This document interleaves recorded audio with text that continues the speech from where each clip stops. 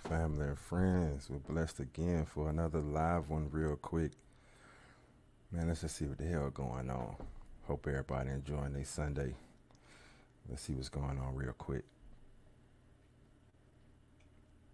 People crazy as hell out here.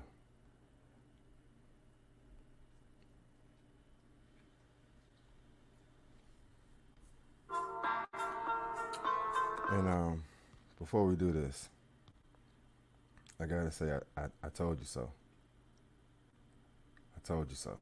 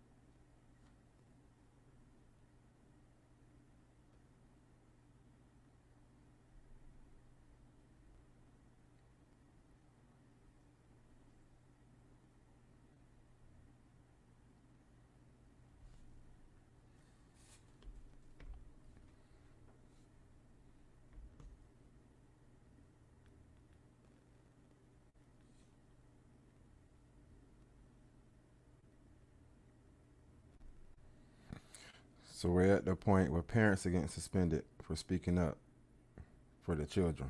I told you. So we're at the point where parents are getting suspended.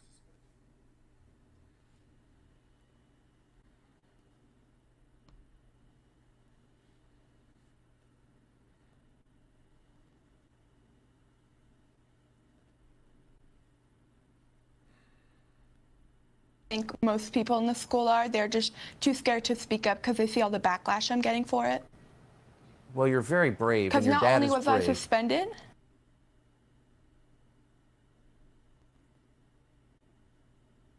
So one of the reasons parents put up with this is anyone who says anything is instantly punished. Travis Allen learned that the hard way. He was a girls' soccer coach at Randolph Union Middle School in Vermont. He was just suspended from his job without pay because he complained about a male student looming around the girls' locker room. Then the school, because this is North Korea at this point, punished Travis Allen's daughter, Blake Allen, for speaking about it too. Blake Allen is on the volleyball team. Blake Allen and Travis Allen join us tonight. We're going to talk to their lawyer in just a moment. Thank you both so much for coming on. Travis, first to you. Did I misstate what happened? You complained about a man in the women's locker room and you were punished?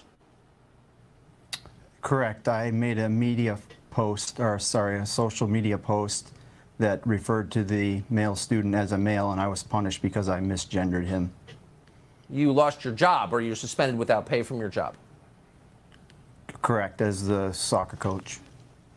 So you were the creep in this. I have to ask, did other employees at the school take you aside and say we're on your side? Did anyone protest your suspension? None of the other employees did. Other community members have supported me, though, privately. It's beyond belief. Thank you for complaining, by the way, at very least. Blake Allen, what did you do wrong in the eyes of the school, and how were you punished? I was in the locker room, and the trans student walked in, and there was the rest of the team was in there, and I was really uncomfortable, and I left, and I told the school, and they just shut me down and said there's nothing they could do, and I was later suspended because I voiced my... You heard it. 14-year-old, 9th grade freshman, a baby, is suspended because she don't want a boy in the locker room watching her change, watching her friends change. And the parent is the problem. This guy's the soccer coach. He gets suspended, fired, speaking up for his daughter. Okay? You see the world we created, and it's not about nobody being gay. It's not about none of the dumb shit they pushing. Nobody rights and feelings get to trample over somebody else's. Period. My opinion that a male shouldn't be in the women's locker room, and then when we filed the lawsuit, they dropped the suspension. How old are you? How old were you when this happened? I'm 14. I'm a freshman. You're 14 years old. And when you complained about a dude in the girls' locker room, you got suspended. Yes. Can you tell us the name of the person who made that decision? Lane Millington. Yeah. And how did this adult communicate your suspension to you? What did you do wrong in the view of this adult? I think they were mad that I was telling people how I thought it was wrong and that a male shouldn't be allowed to be with us in the locker room. As you should. You're 14 years old. Tell us what your classmates thought. Were they on your side? Yeah, a lot of my classmates were supportive. I think most people in the school are. They're just too scared to speak up because they see all the backlash I'm getting for it. Well, you're very brave. Because not only was I suspended, thank you. I was going to do a restorative justice circle and write a letter of apology. To whom? To the dude? The trans student. to the boy who was in the girls' locker room. Yes. You have to write a letter of apology. I said I would rather have a 5-day suspension than have to apologize because I'm not sorry. You heard that? Good for you. This little girl had to sue the school. Well, yeah, they had to bring charges and sue the damn school damn near to get them to drop a 5-day suspension. Or she had to write an apology letter for a little boy that want to get naked and make jokes and change in front of little girls. And I'm Uncle Tom Coonsell for calling that out. Okay. Sorry. How for stating my opinion. Well, good. God bless you. How old was the boy? 14. 14. Huh. What are you going to do? Are you going to continue with the school? Yeah, for now. It's all so unbelievable. It really is. Yes. And it's only when people like you, Travis Allen and Blake Allen, take the lumps, stand up, tell the truth for just basic human rights, like the right to change without some guy staring at you. It's only when you do that that things get better. So I appreciate that you both did and that you're willing to talk on this show. Thank you. Thank you. Thanks for having us. I want to go now to your lawyer, Tyson Langhofer, serves at senior counsel at Alliance Defending Freedom.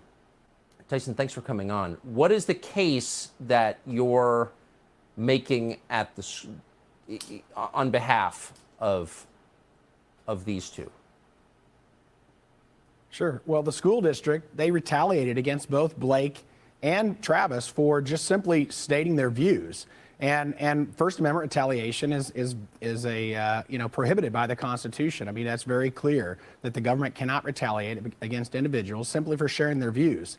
I mean, the crazy thing about this, Tucker, is that Blake understands this issue. She doesn't need to be re-educated. Males are males, females are females, and Blake shouldn't be forced to change in front of a male or watch a male change. But that's what they're forcing her to do, and they're trying to force their ideology down everybody's throat and then punish anybody that has a different viewpoint. That's unconstitutional.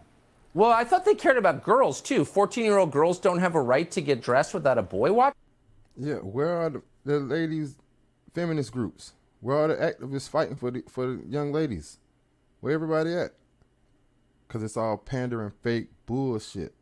I mean, is anyone standing up for girls? I mean, I'm hardly a feminist, but what? Where are all the feminist groups? Yeah, it's a good question. I mean, and then that's the really sad thing is when a father comes and says, "Hey, who's standing up for my daughter?" He gets punished. He loses his job. He's suspended without pay for simply saying, "Hey, what about my daughter?" You don't know. Well, the sad thing is all the other fathers who didn't do that, who are cowering like the cowards they are in their homes and letting this happen to their girls without fighting back. They should feel deep shame, and I hope they do. And I hope they do too. Just like the majority of them on this damn Facebook page. You see that, cowards? You like that one? You like the man getting fired from his job for defending his daughter because of a boy in the ladies' bathroom? You like that one? What about this one? You don't want police around? You still don't want police around? Let's see if you don't want police around for this right here. You don't want police around for this guy? Let's just see. Let me move this up so you can see this guy. Let's go down to Jackson, Mississippi, where A judge denied bond for Robert Anderson Wednesday at his initial court appearance after he was arrested in what JPD is calling a violent crime spree that lasted less than 12 hours and left one woman dead and another person injured with gunshot wounds. You just don't know when it might happen. It can happen in any given moment. So like a time bomb just waiting to explode at any moment. Yeah, by who? Who's that ticking time bomb in the black community? We want this is what we're trying to find out. Investigators said all started around 8 o'clock Monday night at the Walgreens on West McDowell Road. That's where officers say Anderson held up a clerk and got away with money. Anderson then went next door to the Cadence Bank and burglarized that business. But he was just getting started. Anderson then went to Serenity Apartments on Hospital Drive, where detectives say he shot and killed Carrie Fleming, a friend describing Fleming as sweet, outgoing, and caring. Just not being safe anywhere, and even not at home. Those are your peaceful comfort zone, and you just can't be safe there. Why not? Who you not safe from? You're not safe from a Proud Boy? You're not safe from a white supremacist down here in Jackson, Mississippi? Who you not safe from, auntie? Anderson tried to make a quick getaway from the crime scene by carjacking a 2010 Dodge Charger, forcing the driver out at gunpoint. But before he could leave, Anderson crashed the vehicle. He then left on foot. Anderson went down the street to Woodridge Apartments on Raymond Road, where he tried to commit another armed carjacking. And you don't want police around for this guy? Who's gonna come stop him from carjacking the whole community? You? Victim in that incident was shot and wounded. Around 6:45 Tuesday morning, Anderson came back to Serenity Apartments and again tried to carjack someone. That's the brazenness. He's carjacked and terrorized this apartment complex all day. He left, went and terrorized some more places and people. He walked back to the same apartment complex to carjack somebody else. And if I'm the Uncle Tom Coon sellout for wanting this idiot locked up and calling it out, what the hell is he? It's when police took him into custody with the help of neighbors. Something is something is going on with people, young people, older people. It's something going on that I don't know. What can we do? We can lock their ass up. That's what, you don't want police around for him? Huh? Violent criminals, guess what? You let them out early, no punishment, guess what's going to happen? They're going to commit violent crime, assholes. That's what they're going to do. No police for him? What about this guy? I know you have to want police for this guy. No police for this guy either? Huh? What about this guy? Gotta have police for him, right? Developing tonight, a woman shot in the face in West Palm Beach, but still able to name the gunman. And tonight, investigators have the shooter in custody and pin him to a murder in our state. Look at this guy. Look at this guy. This is what he want to do with his time. Rip and run, shoot people in the face, travel state to state, committing mayhem and mischief. But we got a place for your little glass, boy.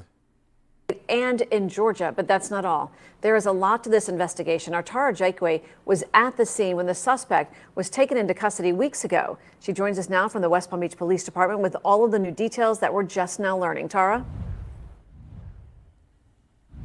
West Palm Beach police announcing a big arrest of a man wanted for a crime spree he started back on September 29th in Georgia and ended right here in West Palm Beach on October 3rd. Police say this complex case of tragedy started when Patrick Brockman invaded a home in Valdosta, Georgia.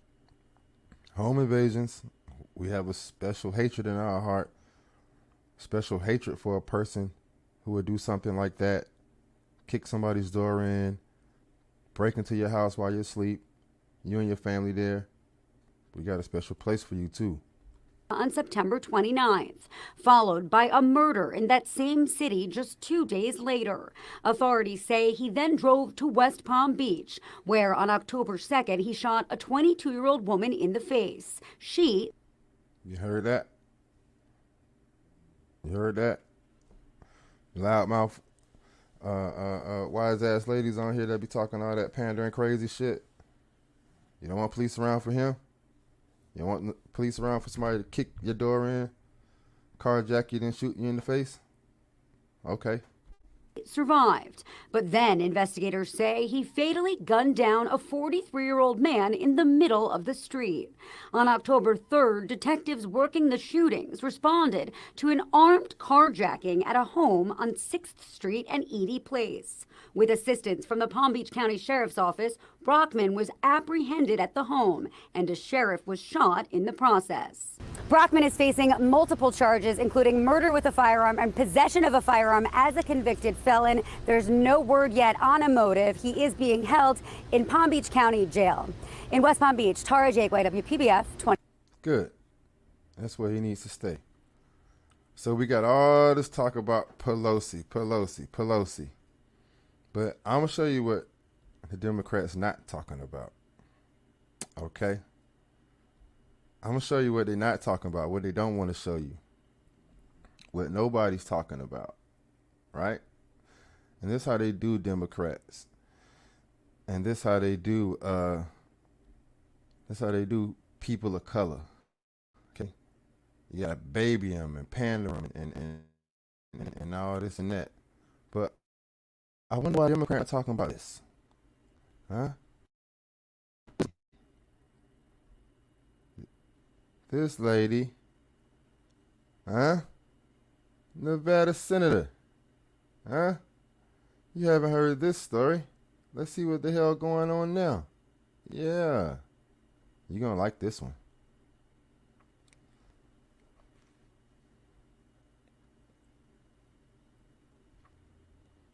This is breaking news from the Las Vegas Review-Journal, sponsored by Michael Gaughan's South Point Hotel, Casino, and Spa. And thank you for being here. I want to be clear about one thing, that this family tragedy is not about politics and it's not about me. It's about a very, very difficult time for our family.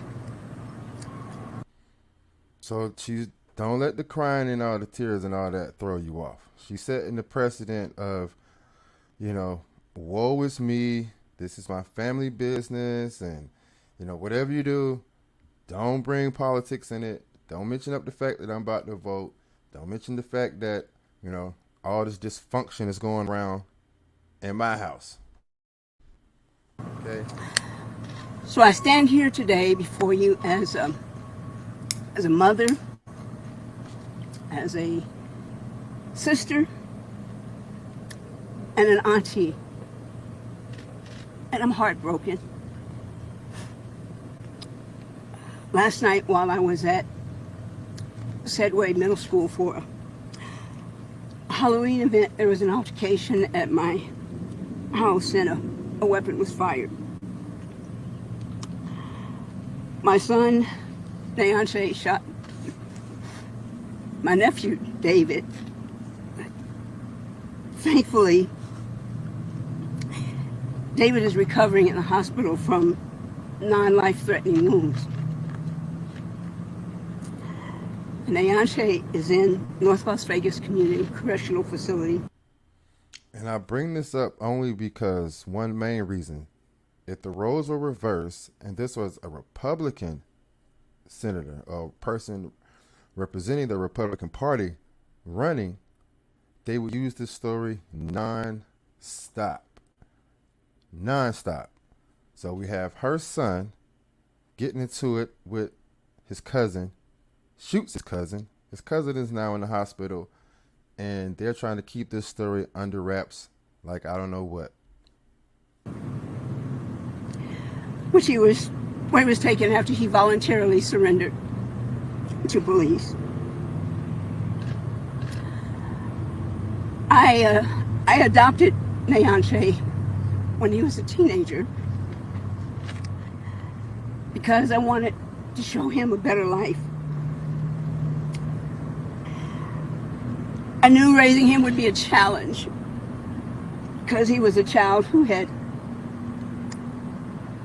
witnessed violence early in his life, and he would need strong, loving, and supportive home to grow up in.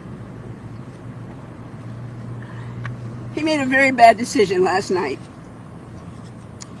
Thank God things are as well as they are, because it could have been more tragic. And thank God that my nephew will recover.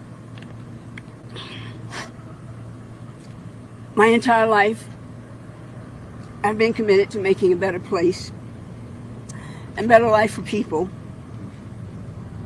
helping to improve their situations. This has rattled me to the core, just as I'm sure it has for thousands of other families who have had to deal with such a tragedy. Mine is a family of faith, and we're struggling right now. Oh, look at those! You look at that! Look at those faces. They got all the faces. Everybody's sad. Look at that! Oh. Deontay made a very poor decision, and he'll have to face the consequences. As a mother, I support both the justice system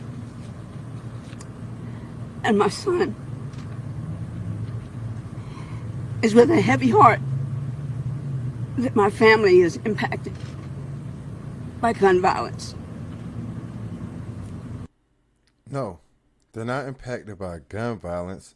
They're impacted because your hard-headed son shot a gun. The gun didn't cause the violence. Your son caused the violence. I have more empathy than ever before for families who have to deal with such tragedies. My long resume of compassionate leadership in the last 12 hours has been influenced by the many factors that contribute to gun violence. It's not violence. It's the person who picked the gun up and shoot it. And that other families in North Las Vegas sadly experienced. My resolve to continue my leadership role in our community is stronger than... You're leading in the community, but your son is shooting up your cousin. You need to start what we call making up your bed. Ever. So let me be clear. This is not about politics. It is. There it is. I told you, she deaf scared. Don't. So this is a dog whistle. That's a story to like, hey, don't put this out. This is a dog whistle to all the far left media pundits and media outlets to slowly kill this story. That's why you haven't heard of it. It is not about politics. It's about a family that's struggling. We have physical and emotional wounds that must. The only person that has the emotional wounds, the bullet in his ass, man. Must heal. So as a side note, I just want to say that if my opponent, her supporters, or anyone attempts to politicize this through a blatant effort or a whisper campaign. Well, you don't call on them. They ain't got nothing to do with this. Shame on you. Shame. Oh, I told you. There it is. Now, there's the fake outrage at the opponent already. The opponent ain't even said nothing. They could be feeling bad and sorry for him. And here she goes. Don't use this for political. Shame on you. No. We're going to use this. And we're going to talk about the violence in your house and your community. How about that? On you. Thank you for being here today. I'll not be taking any questions, and I hope. Oh, no. You take some questions. Why you don't want to take no questions? See, that's another tactic that the nut job left has mastered. The Democrats, they hate answering questions. They hate answering factual questions. Anything to get out of a question or a yes or no question or something to state the facts or state the obvious, excuse me, the Democrat will wiggle out. You're not taking any questions. Why not? That you all will continue to pray for my nephew as he recovers. And pray for our family. As we struggle, we will get through this. It's an internal family matter, not about politics. Continue to pray for us. Thank you. Oh.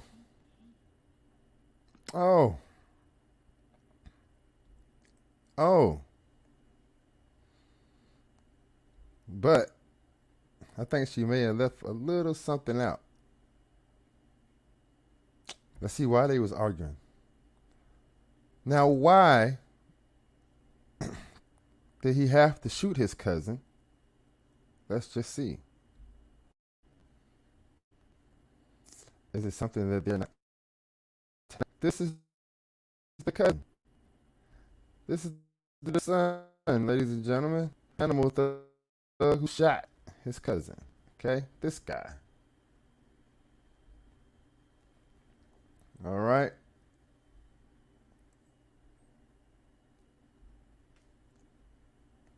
This guy right here. This is the animal thug who shot the cousin. And let's just find out why. What happened? What did that senator not tell us? What this top bar? Oh. Politician's son was smoking weed, blowing smoke in child's face before shooting. Las Vegas police report says. How conveniently she left that out. Huh.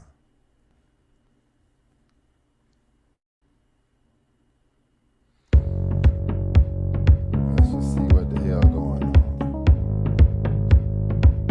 There is new information just released in a shooting involving the son of a local politician. That shooting happened last week at the home of State Senator Pat Spearman. Spearman currently running for mayor of North Las Vegas.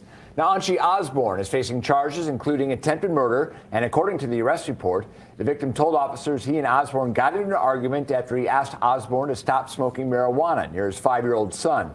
The two men began pushing each other, and that's when Osborne pulled out a gun and fired a shot.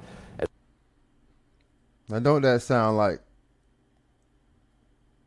the factual story? Huh? Last check, the victim was stable. The report adds the victim. Don't that sound like some cousin hood black business? Huh? Stop blowing. Hey, if you're going to smoke, bro, go smoke outside, bro. Hey, my baby up here, bro. Talk about that. Hey, bro, you smoking too close. Hey, sucker, I said, hey, boy, bitch, nigga, I said, stop smoking. Boy, the little nigga got scared, pulled the tool, popped his cousin. Because he was too scared to get his ass whipped. Victim and his family had prior issues with Osborne.